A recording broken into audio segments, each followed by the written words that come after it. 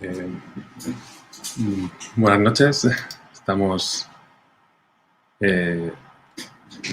aquí en este encuentro de reapropiación de cine doméstico que se celebra con motivo del FIC 49, este año tan doméstico, porque estamos haciéndolo casi todo desde casa y porque, bueno, el cine doméstico o el cine de archivo y de películas domésticas pues tiene bastante protagonismo. Para empezar, habéis visto este spot que está hecho con material reciclado de nuestro proyecto de memoria celuloides.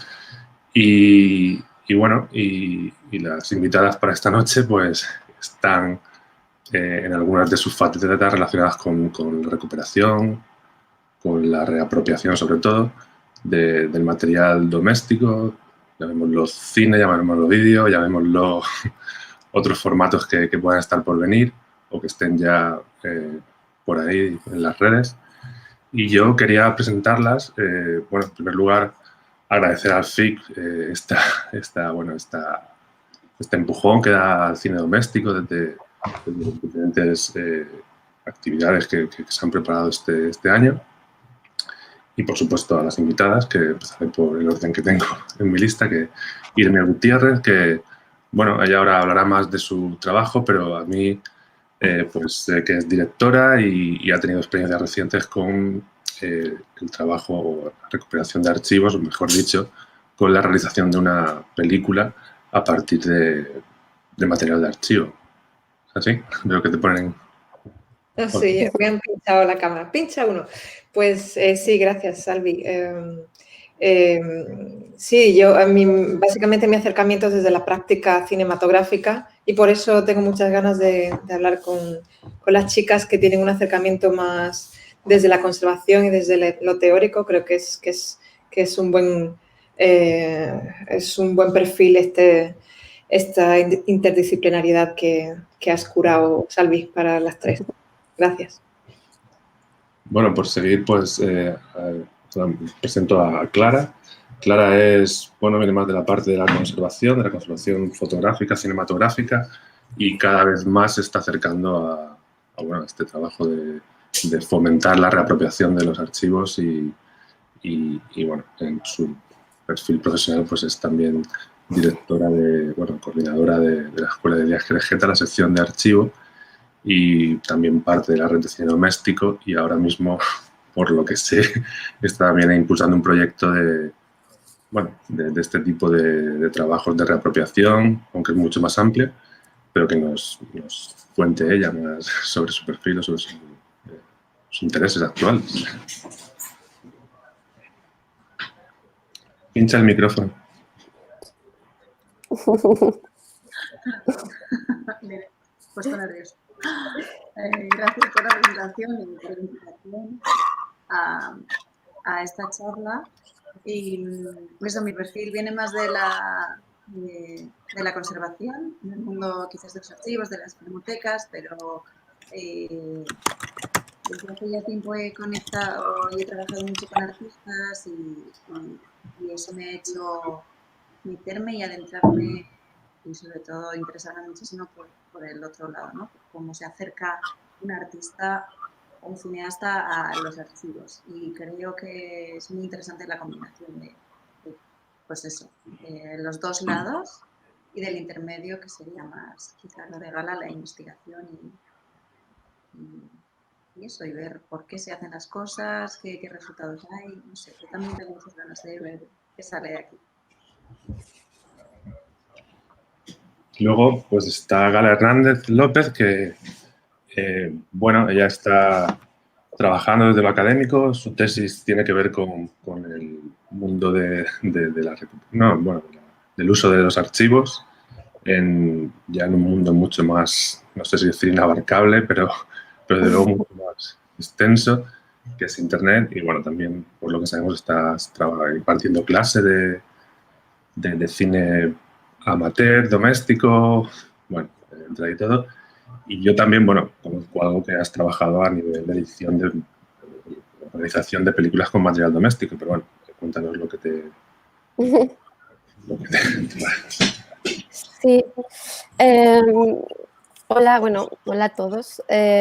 Yo tengo, o sea, ahora mismo sí, efectivamente estoy más en el ámbito académico, haciendo una tesis sobre películas que se reapropian y que remontan archivos de Internet, pero más archivos a imagen digital que imagen, digamos, analógica en Super 8, etcétera, que es lo que yo llamo, bueno, no solo yo, pero lo que se llama, digamos, en el ámbito teórico vídeo vernáculo o vernacular, y, y que sería un poco la prolongación o la actualización contemporánea, ¿no?, después de Internet y de los medios digitales, de la imagen del cine doméstico, ¿no? O sea, los vídeos que grabamos todos nosotros con el móvil y con la webcam y que colgamos en Internet, y un poco me interesa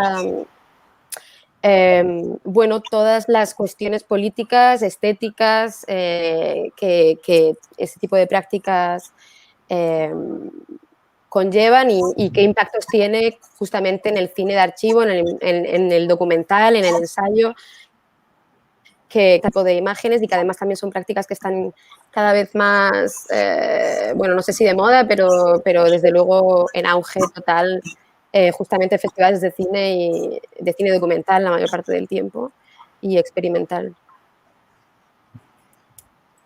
Bueno, y yo, aunque mi papel en este encuentro es en la de moderador, pues también mi motivación por realizar este tipo de acciones pues viene porque, bueno, no sé, desde diferentes perspectivas trabajo esta recuperación y, bueno, preservación del cine doméstico, ¿no?, en todos sus ámbitos, que no sabría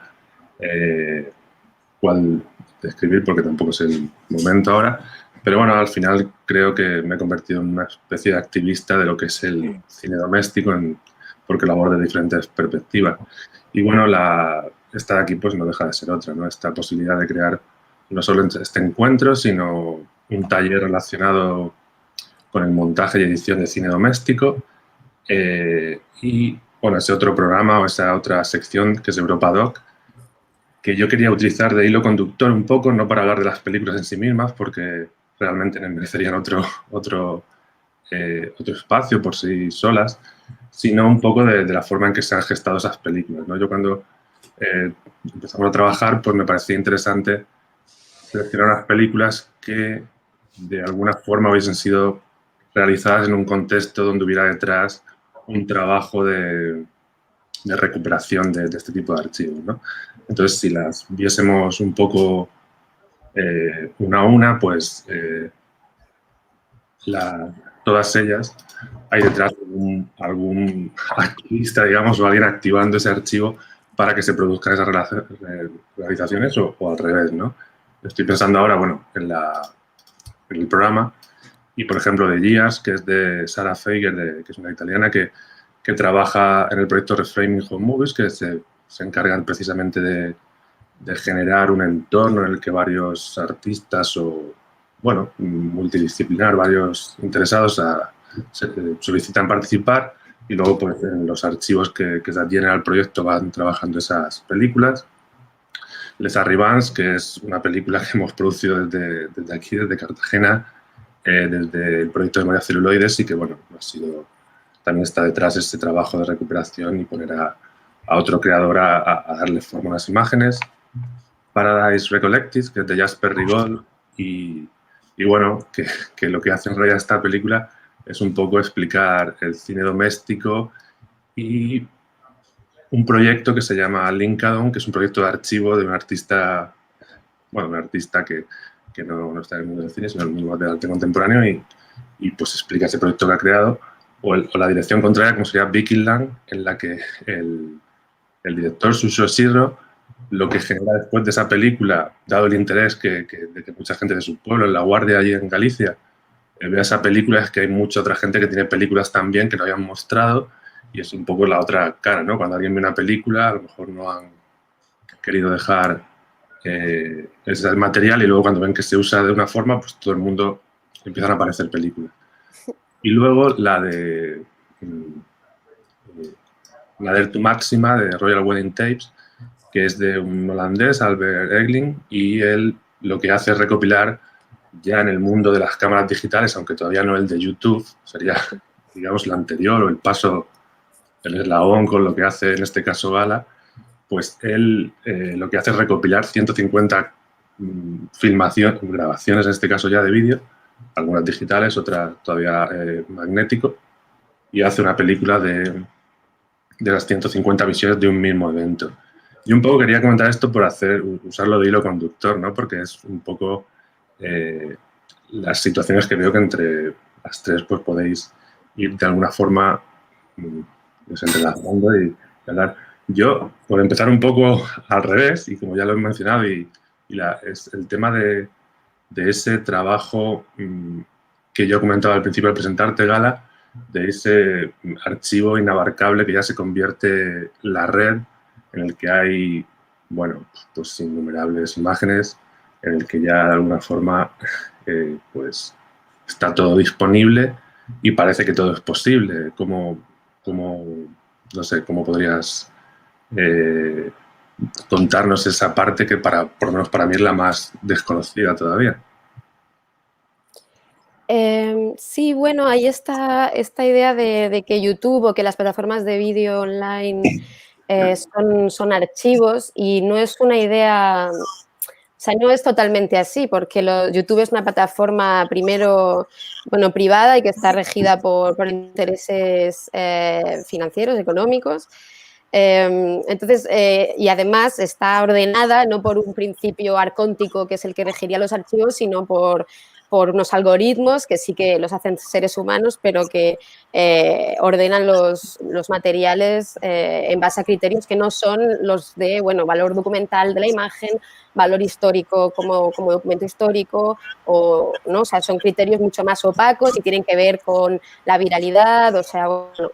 Entonces, creo que en este contexto de estos archivos que no se llaman, o sea, que no habría que llamarles archivos, sino anarchivos o hiperarchivos o no sé qué palabra habría que encontrar para YouTube, se le suele llamar anarchivo.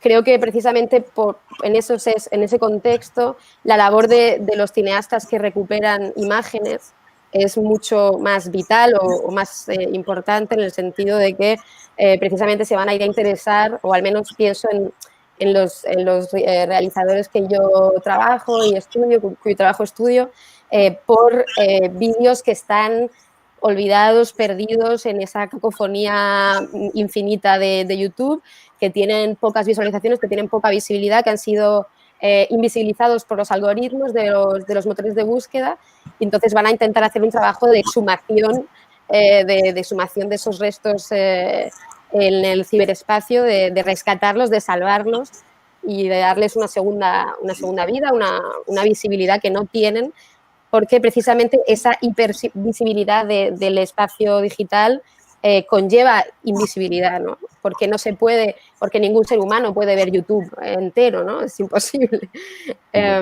Entonces, bueno, creo que ahí es lo interesante de esto, sí. Es decir, que se hacen, bueno, entiendo que se hace necesario también, como en otros casos de archivo, de búsqueda de imágenes para fílmicas o en filmotecas, una investigación y de alguna forma desenterrar eso que está, que a veces no se sabe dónde está o en qué condiciones está, y que hay que también organizarlo. A mí ahora pues me viene justo la película Diario de un exilio, que sé que fue una búsqueda exhaustiva de material buscando un tema concreto. Entiendo que no fue un buscador, fuiste a un buscador y pusiste en el exilio que tenga películas de Super 8, lo que tal vez tampoco habría servido para nada, según nos cuenta Gala, porque es difícil de llegar a ellas. Pero bueno, un poco sí que nos cuentes esa experiencia en Diarios del Exilio a la hora de buscar esas imágenes que luego tú usaste para tu película. Bueno, en mi caso hay como tres formas distintas de mapeo y de encontrar esas cartografías, como bien decía Gala, hay dispersas en diferentes ámbitos. En Diarios del Exilio fueron filmotecas nacionales y también la Filmoteca de México. Y en este caso, como era un proyecto coordinado por la Filmoteca Española, pues básicamente desde Filmoteca Española se centralizó ese gran llamado de buscar imágenes en formato subestándar, Super 8, 8, 16, Super 16 milímetros, con la etiqueta de exilio y guerra civil. Ahí entendimos algo que seguramente explicará Clara después, que a mí me interesa mucho, que es la forma de catalogar las etiquetas, que ahí mismo ya se está creando una epistemología particular, ¿no? En ese nombramiento y una organización del mundo a través de esas palabras, esos buscadores. Y esa fue la cuestión de Diarios del Exilio. Entonces, a veces tuvimos que hacer ida y vueltas en el sentido de que nos entraban listas completas en Excel, en Word, de estos archivos, los revisábamos. Eran bastantes horas, sobre todo en el caso de La Pasionaria. Era un archivo de muchos años, casi 40, 30 y pico, todo lo que duró de la dictadura y su exilio. Y después afinamos con otros motores de búsqueda para ver si conseguíamos algo más que pudiera diversificar esto a nivel geográfico, es decir, crear de nuevo esa geografía atomizada por el franquismo y hacer un mapeo a lo largo del mundo de todos estos españoles exiliados. Y por otro lado también a nivel de tiempo, de crear el hilo conductor cronológico del 37 al 77 al 76 y tener todo este muestrario vertical y en horizontal en las líneas de espacio y tiempo. Y así fue como al final, la segunda vuelta, también encontramos cosas, por eso me interesa tanto la forma de catalogar, ¿no? Que a veces no das en el clavo a la primera. Y bueno, y el caso de Filmoteca, la idea de este proyecto, que parte no de Diarios del Exilio, sino de la película anterior hecha por José Prieto y Elena Oroz, es básicamente contar la historia desde abajo, esa noción de historias de abajo, desde el archivo doméstico. En su caso fue el tema de la transición española y en nuestro caso el tema del exilio español. Eso en función de Diarios del Exilio, pero después creo que hay otro mapeo dentro de mi experiencia muy distinto, que es el mapeo in situ, que es parte de mi tesis doctoral, que es ir a buscar imágenes realizadas sobre todo con teléfono móvil en la frontera sur de Europa por aquellos migrantes que quieren y que pretenden cruzar la valla y que muchas veces la cruzan. Ahí hay un mapeo in situ, es ir al lugar porque son imágenes privadas que difícilmente están en Internet. Después está esa segunda vuelta en lo que hay publicado sobre ello en Internet, comparar lo que se hace público con lo que se hace privado y por qué hay cosas que nunca llegan a la luz pública, se mantienen en el ámbito meramente personal.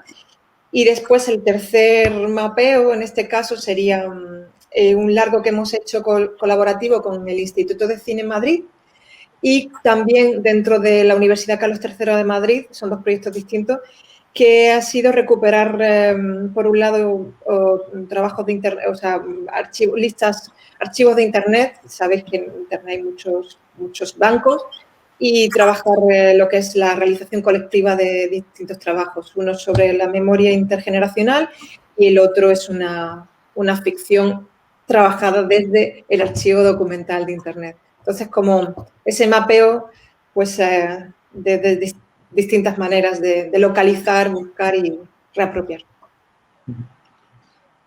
Bueno, yo lo que te trasladaría la pregunta que has lanzado, ¿no?, a Clara, sobre, porque ya es que está esa parte en la que, aparte de conservar los materiales en formatos más obsoletos, si quieres, pues está en la labor de hacer de estas películas visibles, accesibles y de alguna forma pues que se puedan usar por los que queremos crear a partir de imágenes de archivo. Bueno, cuéntanos en ese sentido cómo lo ves, cómo es tu experiencia.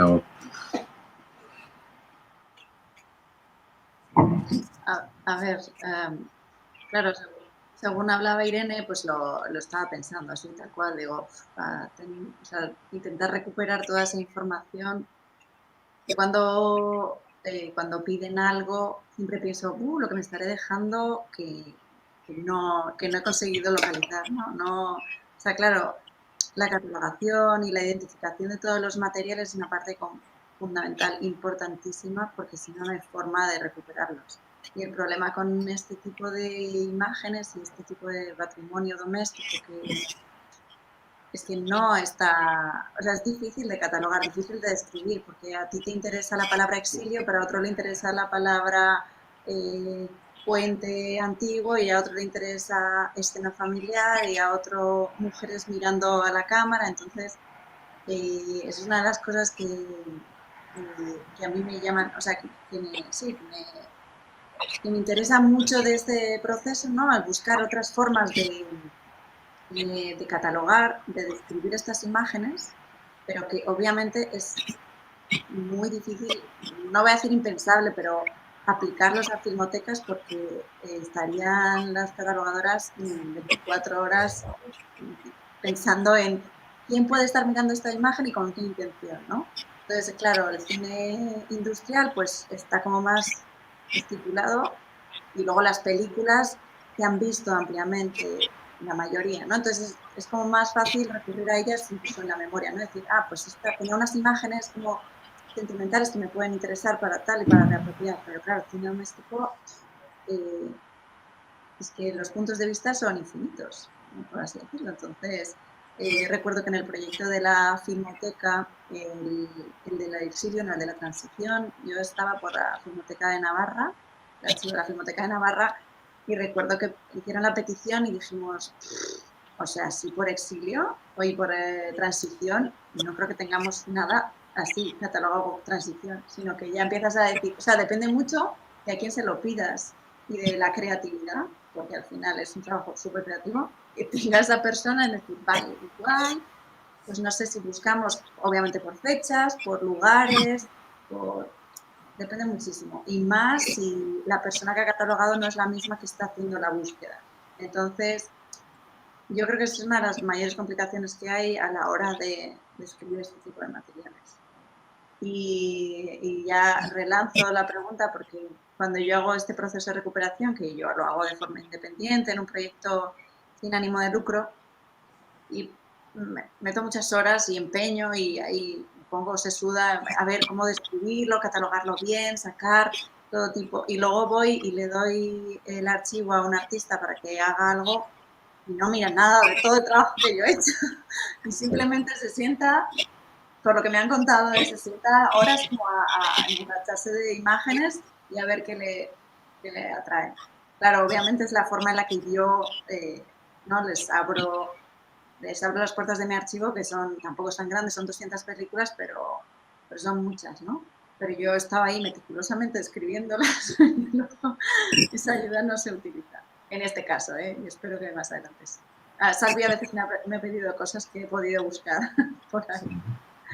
Así que, no sé, claro, la experiencia de Irene buscando, o sea, a partir de un concepto, buscar las imágenes, pero no sé si esto que os lanzo de formato de trabajo os sugiere algún comentario.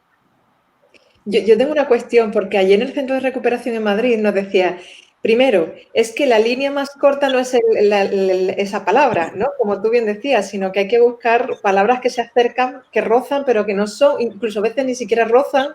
Lo que tú hablabas de la cuestión creativa, lo primero. Y lo segundo, que teníamos que tener en cuenta que, por ejemplo, el exilio era una palabra tabú durante el franquismo. Entonces, si eso había sido etiquetado durante el franquismo, nunca se iba a usar la palabra exilio. Se usaría cualquier otra cosa. Comunistas o por ejemplo, decía yo, destierro. No, destierro jamás se va a usar, porque nadie va a asumir que están desterrando a los infieles, ¿no? Entonces, claro, tienes que buscar las palabras que en aquel entonces, en los 60, en los 50, en los 40, denominaban aquellas grabaciones, que no son las que hoy usaríamos. Y eso es muy interesante de vuestro trabajo, ¿no?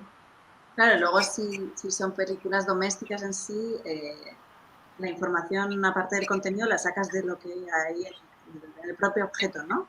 Obviamente nadie, no sé, no creo que ponga ahí exilio, no sé, igual sí, pero es extra, sí, es raro. Es difícil, pero divertido, en parte. O sea, si tuviéramos todo el tiempo del mundo, es un trabajo como muy divertido. Sí, yo ahora veo, por lo que nos comentaba Gala, que estamos, bueno, los que estamos ahí en una transición, pero de hacer los formatos analógicos a digitales para que estén accesibles en la red y pensando en quien quiera hacer una película con este material o quiera buscarlo. Ahora, por lo que me decía, por lo que comentaba Gala, pues parece que incluso en Internet, poniéndolo todo, se hace necesario el ir agrupando y el ir catalogando. No sé cómo se está haciendo desde esa perspectiva que tú trabajas, porque vemos que en las filmotecas, en la conservación, pues hay sus... Pero en esto que podíamos esperar, bueno, está todo, ¿no? O todo se ve en la red, pues sí, está todo, pero ¿dónde y de qué manera, ¿no? ¿Cómo? Sí, bueno, hay varias cuestiones, o sea, relacionadas con este tema de la catalogación en Internet. Por un lado está el tema de los tags, o sea, que son un poco lo equivalente a esto, ¿no? A poner, o sea, pero lo que pasa es que los tags los pone el propio usuario que sube el vídeo. Entonces, claro, primero no hay unos criterios homogéneos, universales, para elegir qué tags le pongo a mi vídeo, sino que tú pones el tag que te da la gana, con el que tú piensas que la gente quiere buscar tu vídeo. Entonces, para empezar, ya esos criterios están atomizados otra vez, están totalmente individualizados y, por lo tanto, es complicado también.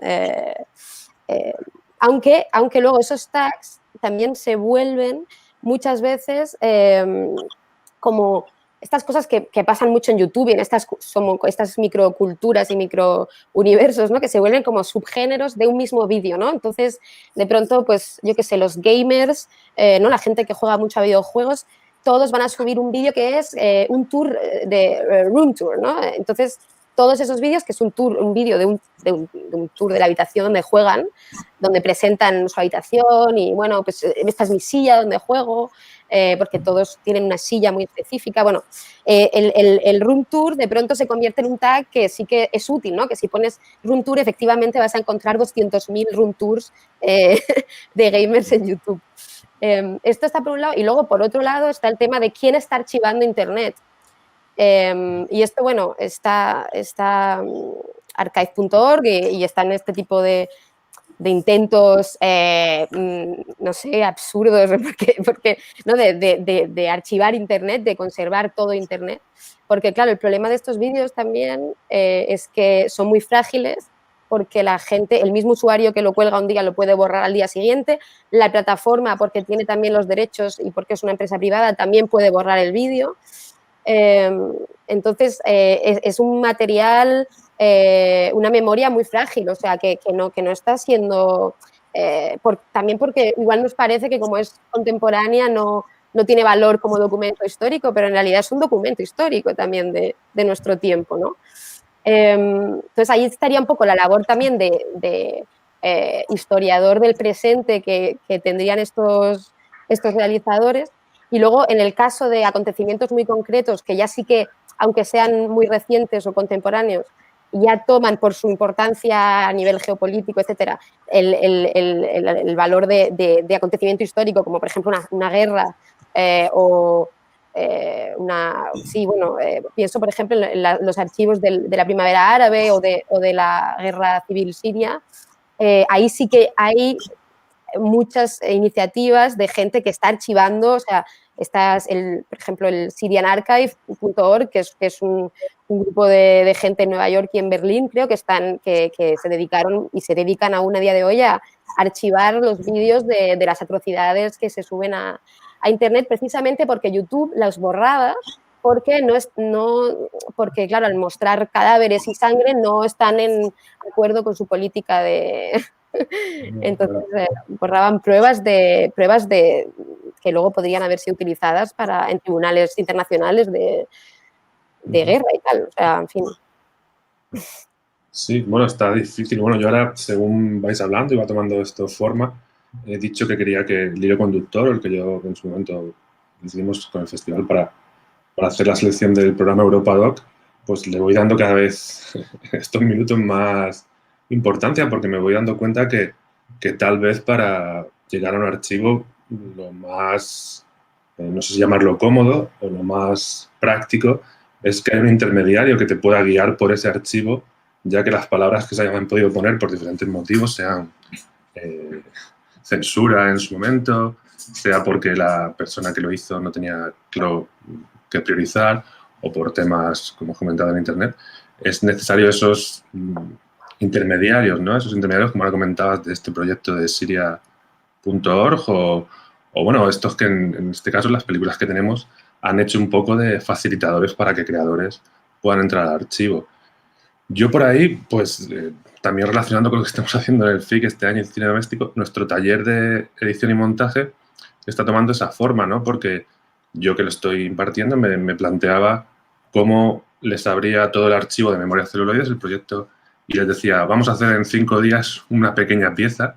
Y entonces al final decidí que acotar una colección en la que pudieran entrar y extraer lo máximo de ella desde diferentes puntos de vista, que es lo que creo que en este caso el cine doméstico tiene, es que hay muchas capas de información y hay que ir a buscarlas, ¿no?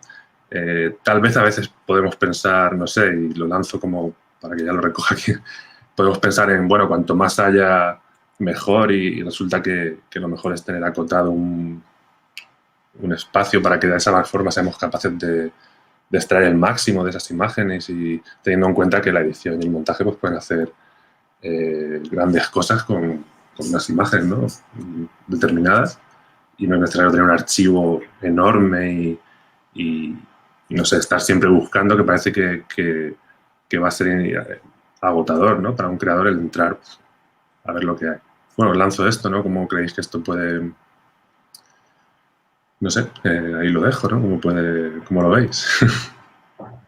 No, Pues, yo estaba pensando en la obra de Susana de Sousa, Naturaleza Muerta y 48. Ella trabaja con 48, creo que son menos, no sé cuántas fotos fijas son de frontal y los dos perfiles, pero son muy pocas imágenes y hace un largometraje de ello, ralentizándolas hasta su condición siniestra, ¿no? Como diría Catalá.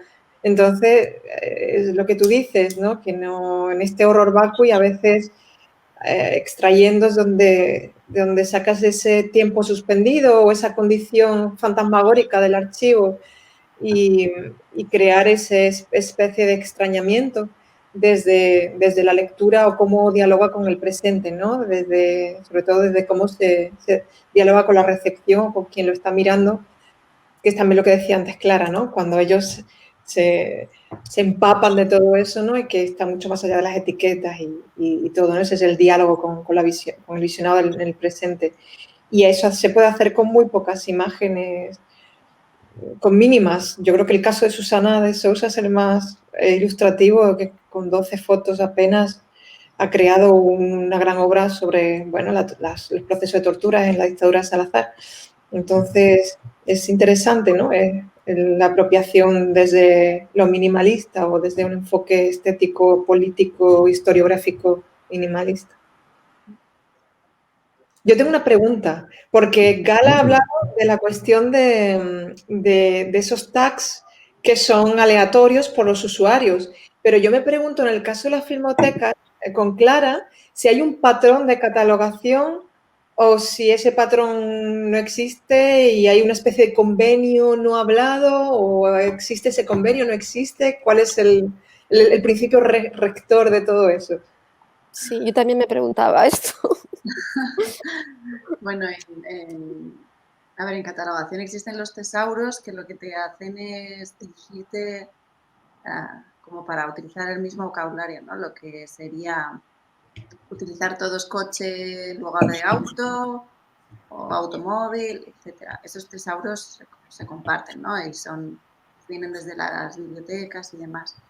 La cuestión es, más allá de eso, claro, pues si os imagináis cualquier película de un minuto, da igual de la época que queráis, y es, pues por ejemplo, una de esas que decías, room tour de la habitación, ¿qué tags pones?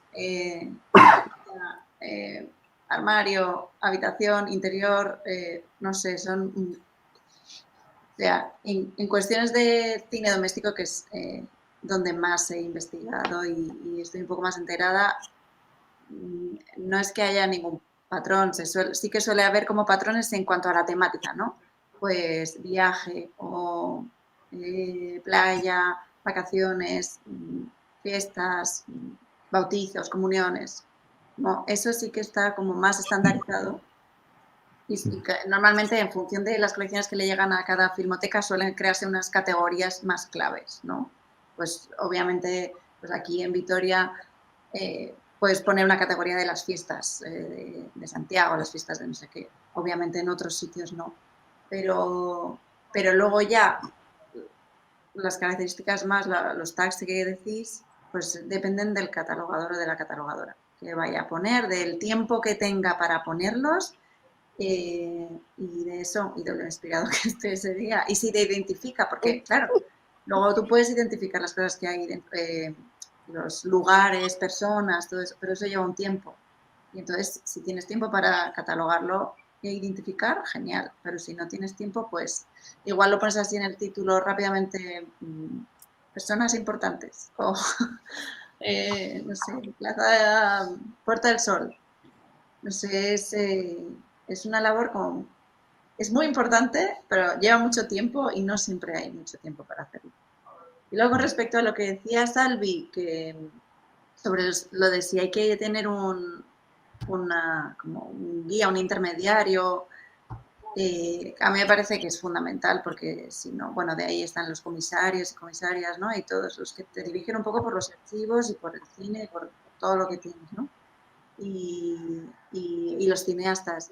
Pero creo que es muy importante que estos intermediarias cambien, vayan rotándose o se complementen con diferentes visiones, porque si no, la visión de ese archivo va a ser siempre en la misma línea y entonces vas a estar perdiéndote muchas cosas, ¿no? Y luego, para mí creo que es importante también que aparte de que haya un intermediario que te facilite, hay gente que no necesita esa intermediación y que le gusta entrar y estar horas y horas, aunque sea abrumador, ¿no? Y encuentra cosas, pues como lo que dice Gala, ¿no? Al final intermediario sería como el algoritmo de YouTube que te está limitando la visión. O sea, hay quien podría verlo como un limitador de acceso, pero obviamente este tipo de colecciones no son para todo el mundo. O sea, Gala se puede, las personas con las que trabaja, sobre las que trabaja ella o ella misma, ahora no sé, igual te metes en YouTube y empiezas a ir una detrás de otra. Pero claro, pues yo en ciertos ámbitos necesito que me guíen porque me apetece que sea una cosa más ordenada, más digestiva, ¿no? Así. Entonces no sé qué pensáis. Yo creo que sí, bueno, estos realizadores, por ejemplo, pienso en el canadiense Dominique Gagnon, que es el que os comentaba antes de la charla, que llama a sus películas, en vez de found footage, saved footage, ¿no? Como metraje salvado. Y creo que este tipo de perfil de director, o casi todos los que me vienen a la cabeza, tienen en común, yo creo, el hecho de que ellos, aparte de que, quizá por la edad, porque son bastante jóvenes la mayoría, ellos son utilizadores de Internet, ellos pasan horas navegando YouTube, ellos, o sea, es su medio Internet, ¿no? Entonces yo creo que disfrutan precisamente de ese encuentro con el material y de pronto llevar 5 horas buscando en la página 50 del resultado de búsqueda, te ha salido un vídeo que de pronto te interesa, que te lleva a otro vídeo. Luego están también los algoritmos que te recomiendan, o sea, los de recomendación y el autoplay de YouTube, ¿no? Que eso es otro camino que también te puedes dejar llevar ¿no? O mecer por ese algoritmo y de pronto acabas en un rincón de YouTube donde jamás hubieses imaginado por esa inteligencia artificial que te ha llevado a recomendación tras recomendación a un vídeo que tiene 5 reproducciones de un señor en Mississippi diciendo no sé qué sobre Trump, o sea, ¿no? Entonces creo que es interesante eso, ¿no? También como el bucear en el océano este de Internet. Y luego hay también muchas como incluso artistas y programadores que se han divertido un poco creando como motores de búsqueda de vídeos de YouTube que no tienen ninguna reproducción. Y esto hay un montón. Hay un montón en Internet.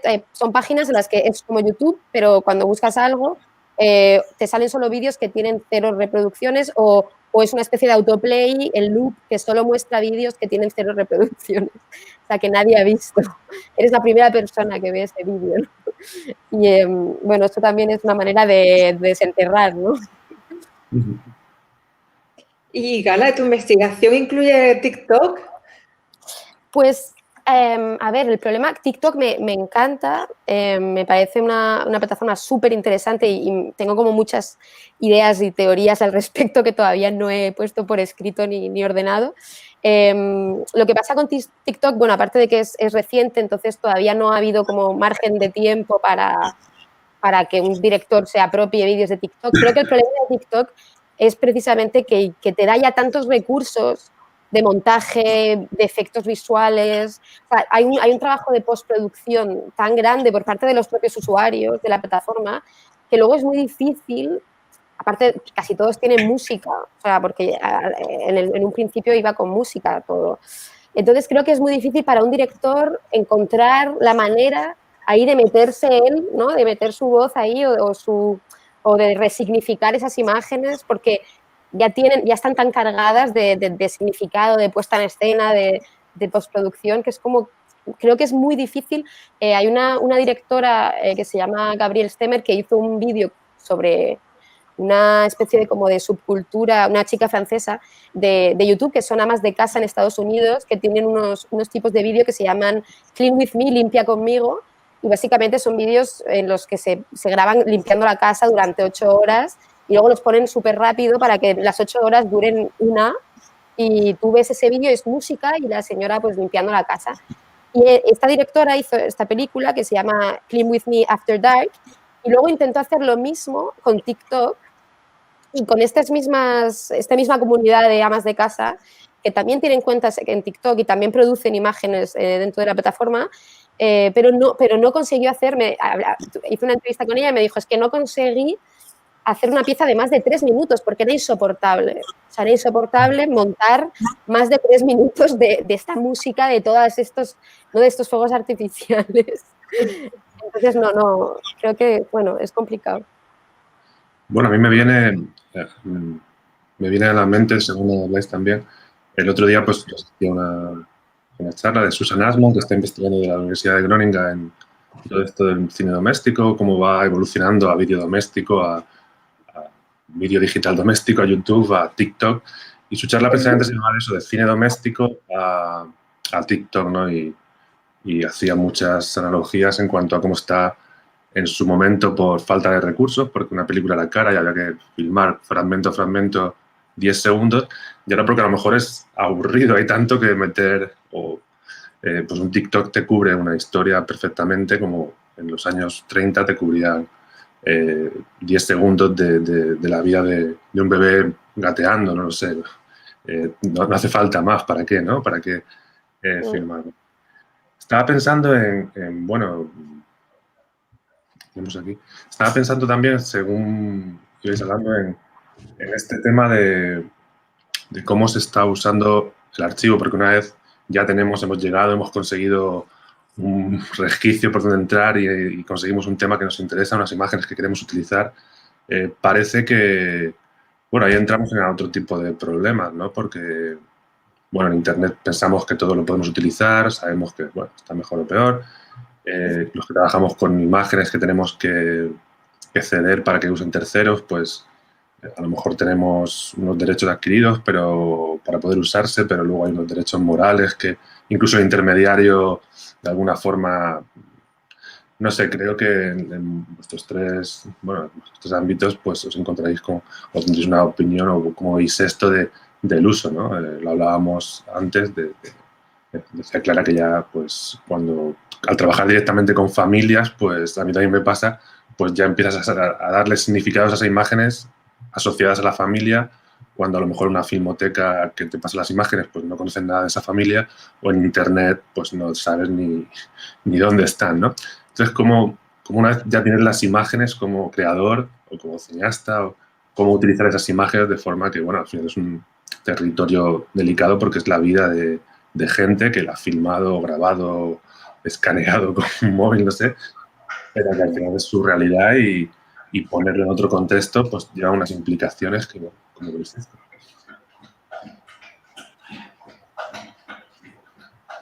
la Islanza. A mí me interesaba lo de las familias de Clara, me parece muy interesante. Si puedes hablar de eso un poco. Sí, bueno. Yo os pongo en contexto y luego vosotros habláis de la parte de utilizarlas. De todas maneras, yo creo que la reutilización, que aparte había una pregunta por ahí en Facebook que ha salido, acabo de descubrir que salen las preguntas Sí, ahí. están saliendo Y preguntas. creo que iba también por reutilización y reapropiación, o sea que igual lo podéis. Esa no es, o sea, a mí me gusta que esto suceda, pero no soy yo quien reapropia. Claro, yo creo que cambia mucho la cosa el hecho de trabajar con la familia, con las personas que han filmado y que están relacionadas con esas filmaciones, porque al final son filmaciones íntimas, las que no están en internet, las que no son con el móvil digital, porque ya sabemos que las del móvil digital hoy en día de íntimas ya no tienen tanto, ¿no? Porque o sea, el vídeo del bebé lo has pasado por WhatsApp como 200.000 veces. Entonces, igual la intimidad no se entiende. Igual esa es la cosa, ¿no? Que la intimidad ahora no la entendemos igual que la intimidad la entendían antes, ¿no? Entonces, por ejemplo, a mí siempre me resulta muy curioso que me dejan, o sea, cuando recupero las colecciones, pues imaginaros una colección de 20 películas, películas en las que las personas que salen en bañador por la playa, todo, y de pronto la única que me piden por favor que no comparta es una comida en un interior del cumpleaños de un... Y no pasa nada, es simplemente una comida con toda la familia en el interior de una casa. Y esas, no una, sino varias veces, me piden que esas, en la medida de lo posible, no se compartan o no se reutilicen o este tipo de cosas. Y en cambio, a lo mejor están en la playa y están haciendo nudismo y ese tipo de cosas no les importan, ¿no? Igual piensan que eso no la van a usar, no sé. Pero claro, también yo trabajo con personas que son mayores de 65. Entonces, quizás es ese concepto, estaba pensando ahora, quizás ese concepto de la intimidad y de lo privado que ha cambiado. No sé. Y claro, yo a la hora de utilizarlos en un evento, en una proyección, pues me cuesta. Hay imágenes que me cuesta seleccionar y no tengo la libertad que igual pueda tener otra persona que se acerque sin ningún tipo de vinculación con las colecciones. No sé. ¿Cuál es vuestra experiencia? Claro, hay un vínculo ahí. A mí me pasa un poco parecido con las imágenes de, bueno, pues de esas personas que viajan del África subsahariana hasta Europa, ¿no? Desde el primer contacto hasta la obtención del consentimiento, a veces pasan años. Pero en este caso, claro, es por una cuestión de la diferencia abismal entre mi posición y la de ellos, porque ellos están en una situación extremadamente vulnerable cuando están del otro lado, ¿no? Cuando ya cruzan, no tanto. Pero, entonces, claro, o sea, ahí el primer cuidado que hay que tener es esperar a que ellos estén en situación más segura para poder circular de alguna manera ese archivo, si es que ellos quieren que se circule, ¿no? Pero a veces hay que esperar a que ellos salgan del centro de estancia temporal para inmigrantes, los que han cruzado, y saber que no van a tener ningún problema si esas imágenes se circulan de alguna manera. Y en esta cuestión ética, pues ahí hay evidentemente decisiones importantes que tomar con la seguridad y con ese vínculo, ¿no?, de no poner a nadie en peligro, y también lo que ellos quieren que se muestre o no, porque algunos no quieren que se les muestre en el bosque viviendo, ¿no? Como muchos de ellos han dicho que ya están en Europa mientras no están, los padres piensan que hayan cruzado, o no les gusta que se muestre su vida en el bosque porque no se sienten confortables con esa imagen. Y es muy, muy interesante toda esta cuestión ética, ¿no? De cuando conoces a los que hicieron esas imágenes, cómo accedes ahí. Y bueno, tener la paciencia de esperar, ¿no? Y sobre todo, bueno, pues en mi caso en particular, hacer de este archivo que estamos creando de manera un poco espontánea desde hace, bueno, espontánea no porque desde hace 10 años, porque como yo soy de Ceuta, de ahí viene todo, crear un archivo que sea colectivo, es decir, que ellos estén implicados en la creación de ese archivo, que ellos mapeen las imágenes, que ellos las cataloguen, las busquen, las etiqueten y las traduzcan, ¿no? Y a partir de ahí ya deciden si quieren o no circularlas en un ámbito más allá del privado, que es que suele ser el primero. Entonces, yo creo que ahí el sentimiento de trabajo colaborativo es fundamental, en este caso en particular. Y con Diarios del Exilio sí que hubo otro acercamiento que era siempre con una hoja de consentimiento de los depositarios para la distribución, y bueno, se hizo en función de el visionado en salas, porque nunca se pensó que iba a llegar un coronavirus y nos iba a confinar a todos y nos íbamos a olvidar de los cines. Entonces se hizo este contrato de cesión de derechos, fue para exhibición en salas de cine, nunca fue para hacerlo online. Entonces, bueno, habría que reformular ese contrato, pero bueno, siempre con la idea del ritual de juntarse como fue en el salón de la casa, ¿no? Como fueron concebidas esas imágenes y en este caso en la sala de cine del barrio o la sala de la filmoteca o cualquiera, en una sala y volver a conspirar ahí desde lo físico, ¿no? El proyector, todas estas cosas que se ha perdido un poco. Bueno, yo ahora que hablas de conspirar o del internet o de estar en torno a una mesa, cine doméstico, yo siempre lo saco cuando salen estos temas, ¿no? Pues el maravilloso archivo Prelinger que hay para bajar imágenes por un clic y que entiendo que cualquier persona por debajo de mi generación no aceptaría otra cosa que ir y descargar, y creo que por eso muchos estamos trabajando en que sean accesibles las imágenes. Y ves que, bueno, sí, entran esos temas políticos que hablaba Gala, de cómo el archivo Prelinger pues, te da tanta facilidad de descargar unas imágenes que al final pues, tendrán sus temas éticos, todo lo que quieras, pero lo que facilita es que, en este caso, un archivo que recopila sobre imágenes que son de una cultura, la estadounidense, pues se difundan por todas partes de manera inmediata, porque te da un archivo de calidad con un clic, cuando para encontrar una imagen de un exiliado tienes que hacer todos unos documentos, etcétera, ¿no? Entonces, bueno, ahí sí que yo os la llamo como colonización de la memoria, pensando en que alguien que quiera utilizar unas imágenes, y lo digo para abrir otros escenarios para quien quiera buscar archivos, imágenes de archivos, que hay otros lugares, hay otros sitios donde estamos trabajando para que esto sea accesible y se puedan tener muchos más variedad.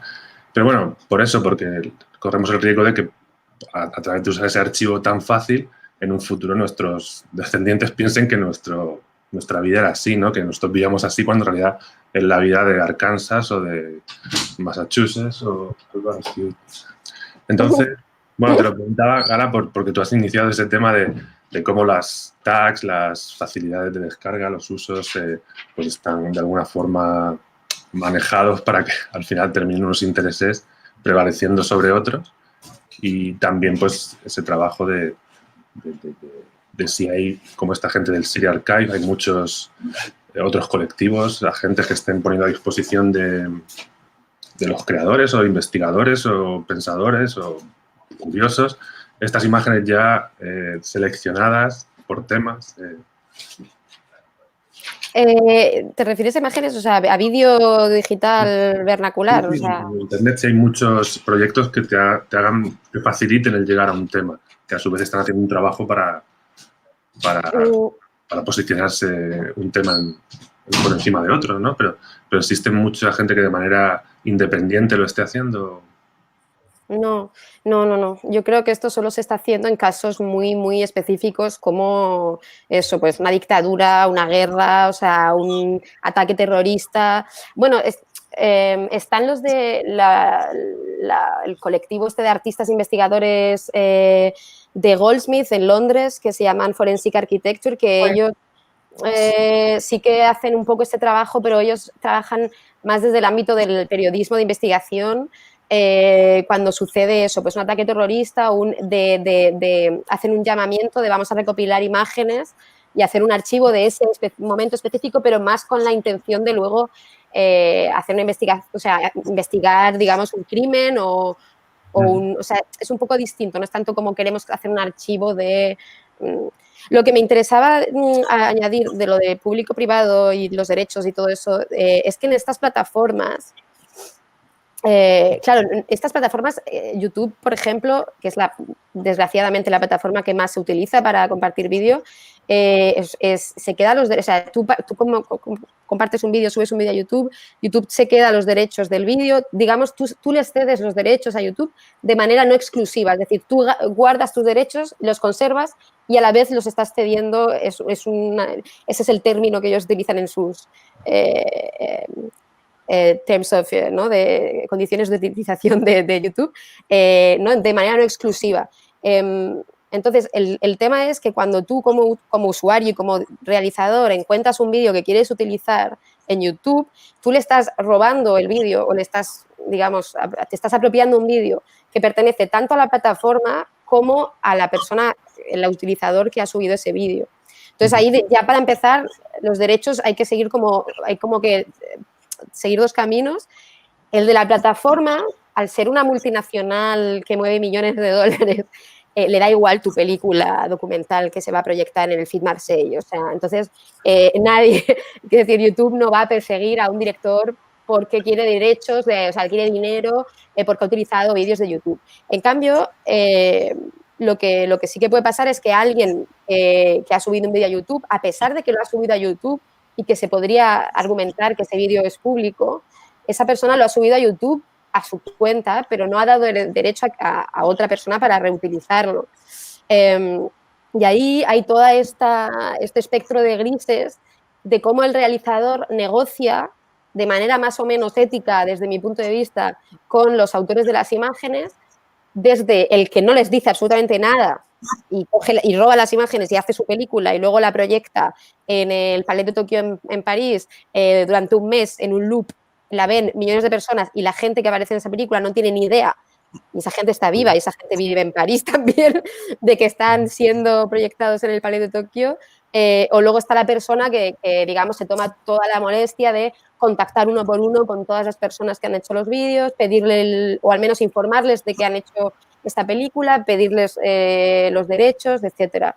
Y creo que ahí, como no está, es eso, como que legalmente y jurídicamente es una zona un poco de gris, reina un poco la anarquía, es un poco haz lo que tú quieras o asume los riesgos que tú quieras, pero luego está un poco también, yo creo, lo que más importante que si es legal o no, si es ético o no, ¿no? O sea, y como la relación que tú estableces como director con las personas cuya representación estás utilizando también para capitalizar capital simbólico y cultural como director. O sea, es bastante complejo en realidad. Sí, bueno, yo, pues, para los que no sepáis, pues Clara y yo colaboramos en un proyecto que es la Red de Cine Doméstico y nuestro trabajo está muy ahí, ¿no? En poner al final lo mismo que hacen los de Siria con las imágenes de la guerra, nosotros estamos haciendo con la Red de Cine Doméstico, pues canalizar el cine doméstico por ahí, hay muchas fórmulas, pues, bueno, es un proyecto, pero sí que me viene ese trabajo que al final es, a pesar de todo lo que hagas, hay otros problemas como la ética, la forma de posicionarlo, de que la gente acceda, los directores accedan, pero bueno, pues creo que hay que seguir trabajando en un contexto en el que estamos de cine, que los cineastas, creadores audiovisuales, pues vayan accediendo a este material y bueno, me quedo aquí un poco medio titubeando porque se nos acaba el tiempo y no sabía hacia qué lado ir para despedir y eso sí, ahora se me plantea pues eso, que está de lo privado a lo público, lo que yo pensaba y creo que los que estamos más en ese proceso de pasar a formatos digitales y luego en lo público está de lo público a otro término que no sé cuál es, pero que al ser público se entiende también que como está publicado en un sitio público, pues yo puedo usarlo también porque ya está ahí, ¿no? No sé, habrá que seguir ese tema a ver cómo evoluciona. Bueno, yo daros las gracias por participar. La verdad es que se hace corto, como siempre, estas cosas. En este caso, que es un tema que a mí por me interesa bastante. Y daros las gracias por participar, haber sacado un rato desde vuestros respectivos lugares. Espero que en otra ocasión pueda ser también presencial, a ver si nos van abriendo las fronteras. Bueno, me refiero a las fronteras autonómicas y intermunicipales. Y bueno, por mi lado, pues muchas gracias. Espero que hayáis disfrutado, espero que podamos seguir conversando en otros contextos o lugares.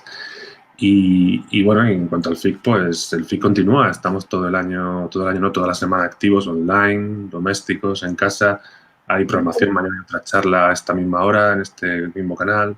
Pasado mañana también otra actividad, en este caso la película del año del descubrimiento, rodada en Cartagena y que, bueno, creo que todos necesitamos verla. Peliculón. Mañana Murcines, de gente que se me ha quedado ahí porque no lo he dicho, pero ya aprovecho, porque hablamos de archivos y es que hay un corto en el, mirarlos todos, por supuesto, pero este precisamente usa archivo de WhatsApp, de su familia, y cuando están en un proceso dramático, traumático de la situación actual en la que vivimos, ¿no? Entonces ya están usando ese archivo, hablabas de TikTok, ¿no? Están de WhatsApp, ¿no? De sus propios registros de WhatsApp. Y bueno, pues eso, que el mundo del archivo, ya en esta situación en la que no, a lo mejor las cámaras es más difícil sacarlas a las calles por todas las restricciones, pues es un recurso del que se puede tirar para seguir creando y seguir investigando o seguir pensando, ¿no? Bueno, pues yo eso, los agradecimientos generales y para terminar, pues eso, recordaros toda la programación que hay en el FIC esta semana y terminamos, pues bueno, con esta que está más directamente relacionada con lo que hemos hablado, que es la de Europa Doc, y que va de películas a partir de materiales domésticos. Así que bueno, encantado y... Gracias. Gracias también a la audiencia que está por ahí viéndonos. Gracias, Salvi. Gracias, chicas. Gracias, Clara. Seguiremos hablando, hay muchas cosas ahí.